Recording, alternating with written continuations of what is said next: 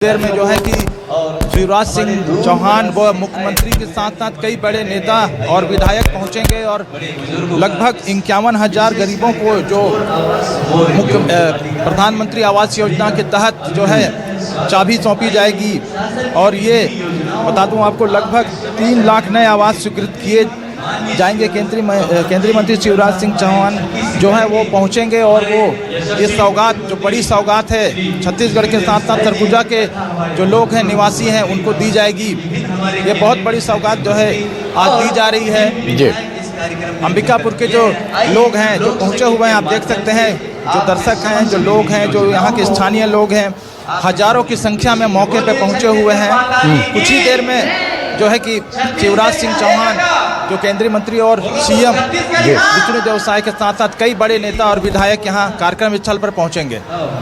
रामकुमार, कितने आवास आज जनता को समर्पित किए जाएंगे, इस बारे में कोई जानकारी मिल पाई है? लगभग 51,000 जो आवास की जो चाबी है जो सौंपी जाएगी, लगभग 51,000 आवास योजना के तहत जो लोगों को, हितग्राहियों को प्राप्त होगी। और इसके साथ साथ मैं आपको एक और बात बता दूं कि क्षेत्र में जो उत्कृष्ट कार्य किए हुए समूह के लोग हैं, जो दीदियां हैं, उन्हें जो लखपति दीदी है उनका खास तौर पे जो है कि इस कार्यक्रम में अभिनंदन किया जाएगा। कार्यक्रम में मुख्य अतिथि के रूप में तोखन साहू, विधानसभा अध्यक्ष रमन सिंह, गृह मंत्री विजय शर्मा और उप मुख्यमंत्री अरुण साहू भी पहुंचेंगे। तो कितने बजे तक पहुंचने का कार्यक्रम है मुख्यमंत्री और केंद्रीय मंत्री का? लगभग 1 बजे जो है कार्यक्रम तय है। वहाँ 1 बजे तक जो है कि जो शिवराज सिंह चौहान और सीएम जो है यहाँ कार्यक्रम स्थल पर पहुंचेंगे और लोगों को बड़ी सौगात देंगे। चलिए, बहुत शुक्रिया रामकुमार आपका। आप इस महत्वपूर्ण आयोजन पर नजर बनाए रखिएगा।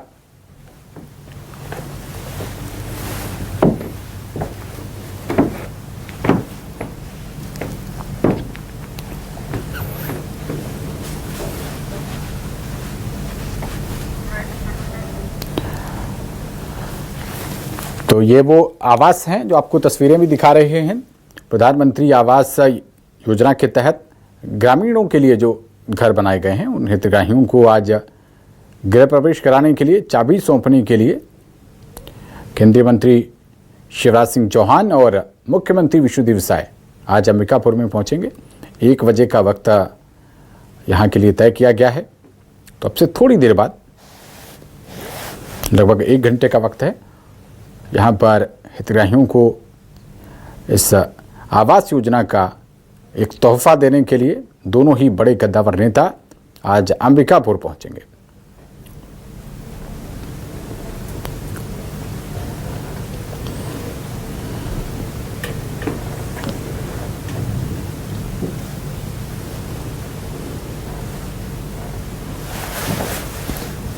तो बताया जा रहा है कि लगभग 51,000 आवास बनाकर तैयार किए गए हैं।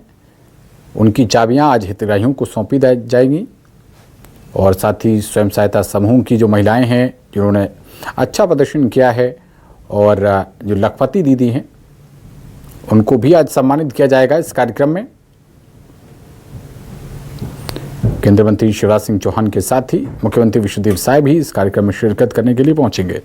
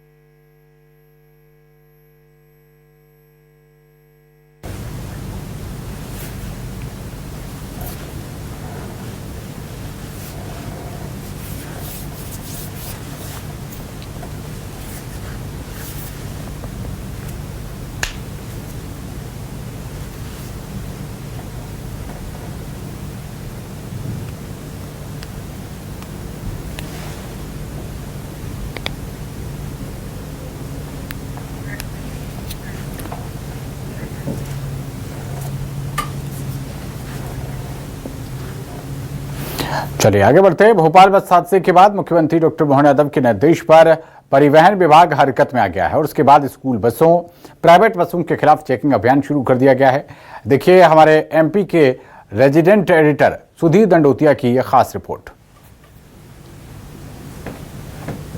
भोपाल में कल हुए स्कूल बस हादसे में एक डॉक्टर की मौत हो गई थी और उसके बाद में मुख्यमंत्री ने निर्देश दिए कि सघन चेकिंग अभियान ऐसी बसों के खिलाफ चलाया जाए। स्कूल बसों या फिर प्राइवेट बसों, उनको लेकर आज पूरा जो महकमा है, पुलिस का जो महकमा है, खासकर यातायात पुलिस का महकमा है, वो सड़कों पर उतरा है और देखेंगे कि मुख्यमंत्री के निर्देश के बाद में सघन चेकिंग अभियान बोर्ड ऑफिस चौराहे पर चलाया जा रहा है और फिटनेस से लेकर तमाम चीज़ें जो हैं, कागजात पूरी तरीके से दुरुस्त है, गाड़ी का फिटनेस है या नहीं, ये तमाम चीज़ों की चेकिंग की जा रही है। कल आरटीओ को सस्पेंड किया गया था इस पूरे मामले पर। मेरे साथ यहाँ पर जो जांच अधिकारी है सुनील सिंह जी पुलिस के, वो मौजूद है।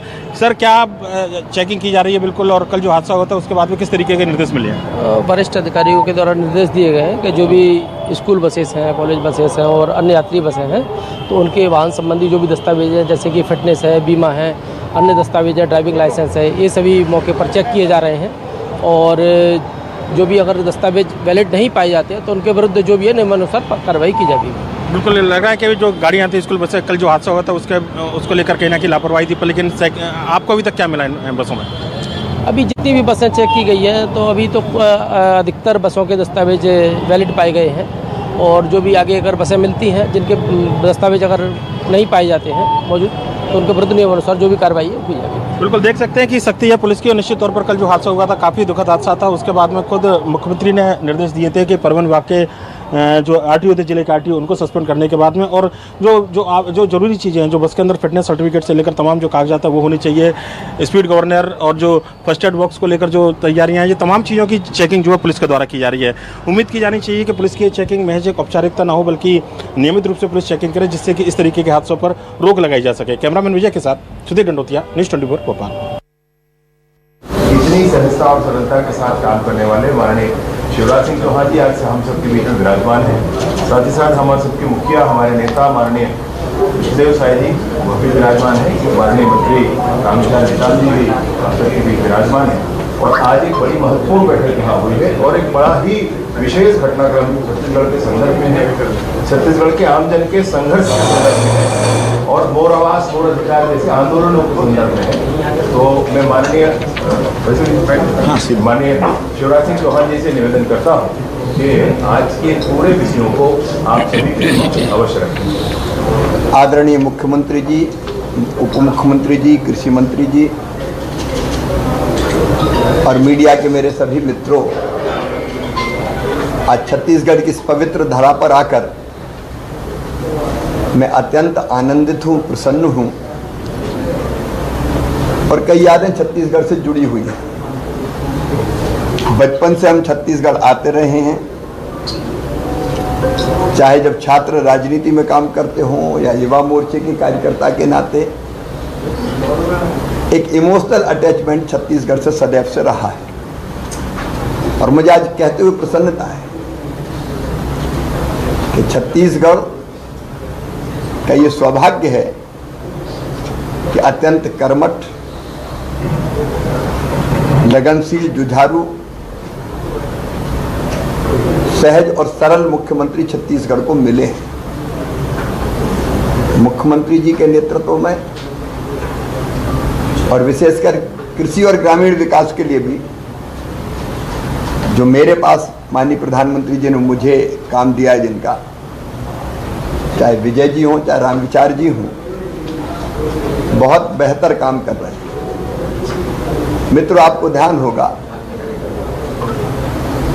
मोर आवास मोर अधिकार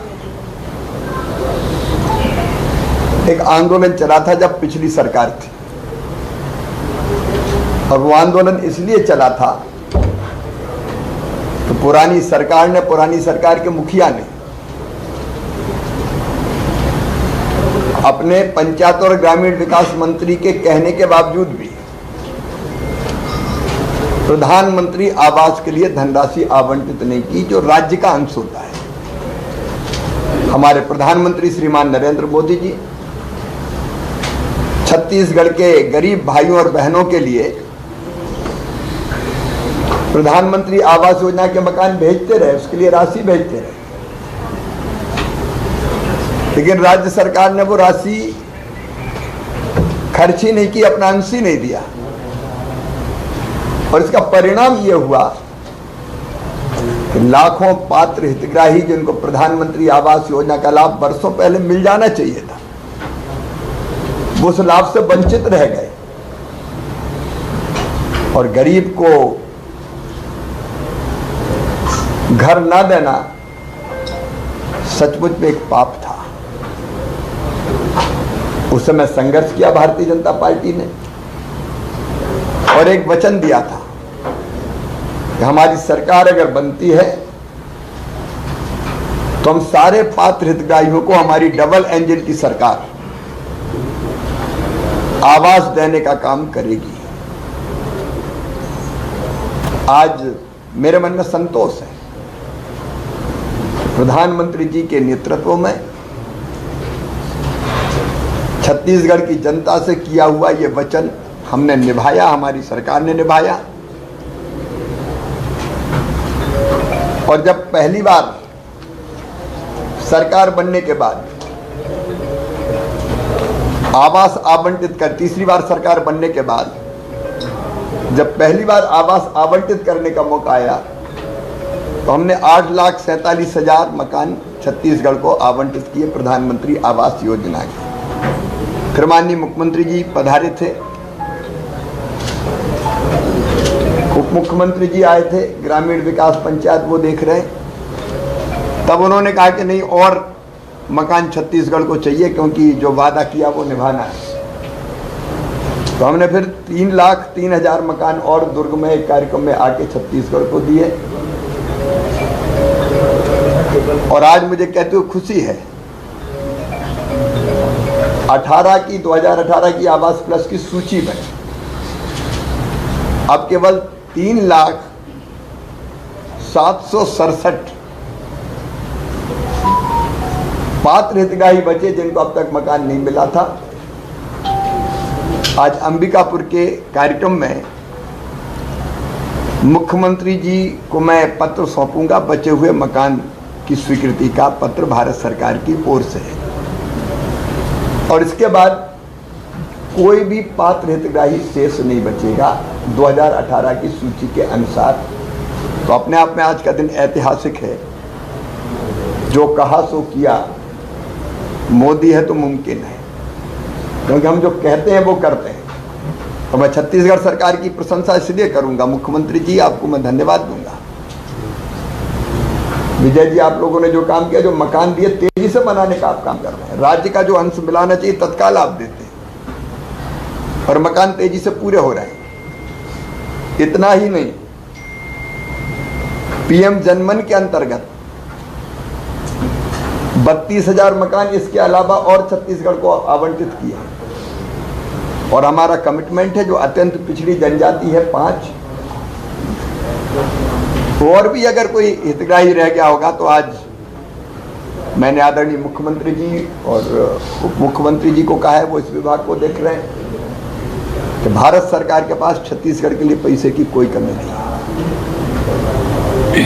हमने जब पिछली बैठक में माननीय मुख्यमंत्री जी आए थे दिल्ली और ये कहा कि नक्सल प्रभावित जो परिवार है उनके लिए सूची में नाम नहीं है, तो उनके लिए भी अलग आवास की कुछ व्यवस्था होनी चाहिए ताकि हम देख के उन पीड़ित परिवारों को और आत्मसमर्पित जो हमारे साथी या नक्सलवाद का रास्ता छोड़ा उनके लिए भी मकान दें। तो 15,000 मकान उसके लिए भी हमने आवंटित किए और उनके भी मकान आपने स्वीकृत करके बनाना प्रारंभ कर दिए। और केवल इतने ही नहीं, पुरानी सरकार के मुख्यमंत्री ने तत्काल एक मुख्यमंत्री आवास योजना के नाम से योजना बना दी और मकान पूरे बनाए भी नहीं, अधूरे पड़े थे। मैं आपकी संवेदनशीलता को विष्णु जी बहुत बधाई देता हूं संवेदनशीलता के लिए कि वो मकान भी आप पूरा करने का काम कर रहे हैं। तो जो हमारे भाई और बहन कच्चे मकानों में रहते थे उनके लिए आवास का एक महायज्ञ चला और यहीं नहीं रुकेंगे हम। नया सर्वे हमने फिर चालू कर दिया। कई बार 2018 की आवास प्लस की सूची से नाम छूट गए थे, ऐसा मुख्यमंत्री जी ने, ग्रामीण विकास मंत्री जी ने बताया, जो वंचित रह गया उनको वंचित नहीं रहने देंगे। और इसलिए आवास के लिए नया सर्वे हो रहा है। उस सर्वे में भी जो संख्या आ रही है उसका एक बार फिजिकल वेरिफिकेशन करके और आगे भी मकान आवंटित किए जाएंगे। मैं आवास में छत्तीसगढ़ सरकार ने जो अत्यंत उत्तम काम किया है उसके लिए मैं सरकार को बहुत बहुत बधाई देता हूं। एक बात और कही थी आवास के संदर्भ में कि मनरेगा के अंतर्गत पिछले साल 3,355 करोड़ रुपया छत्तीसगढ़ को मिले थे। इस बार फिर लेबर बजट आया तो माननीय मुख्यमंत्री जी ने कहा कि लेबर बजट को रिवाइज कीजिए, थोड़ा कम लग रहा है हमको छत्तीसगढ़ की आवश्यकता को ध्यान में रखते हुए। तो आज मैंने आश्वस्त किया छत्तीसगढ़ के लेबर बजट को फिर से रिवाइज किया जाएगा ताकि मकान बनाने के लिए जो हम मनरेगा की राशि देते हैं वो भी पर्याप्त सरकार के पास यहाँ रहे। मिशन अमृत सरोवर पे भी लगातार काम चल रहा है। यहाँ 2,900 अमृत सरोवरों का पहले निर्माण हुआ, अब 192 नए स्थलों का फिर चयन हुआ।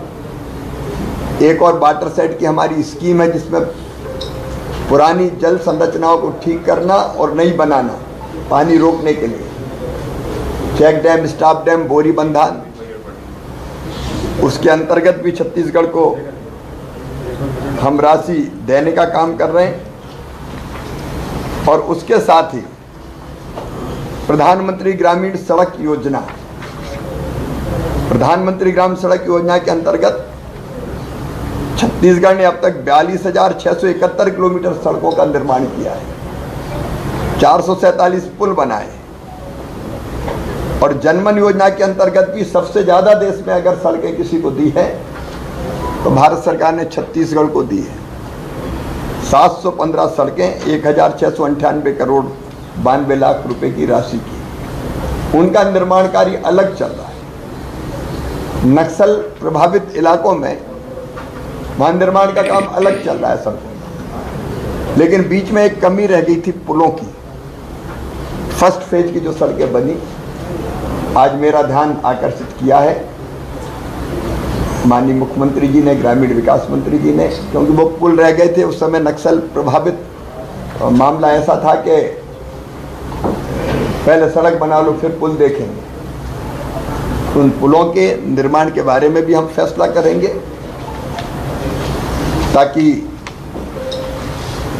सड़क यहाँ बने तो कंप्लीट बने। और नई सड़कें प्रधानमंत्री ग्राम सड़क योजना के चौथे चरण में वो भी आपने चिन्हित कर ली है, तो उन सड़कों के लिए भी यहाँ राशि स्वीकृत करने का काम हम लोग करेंगे।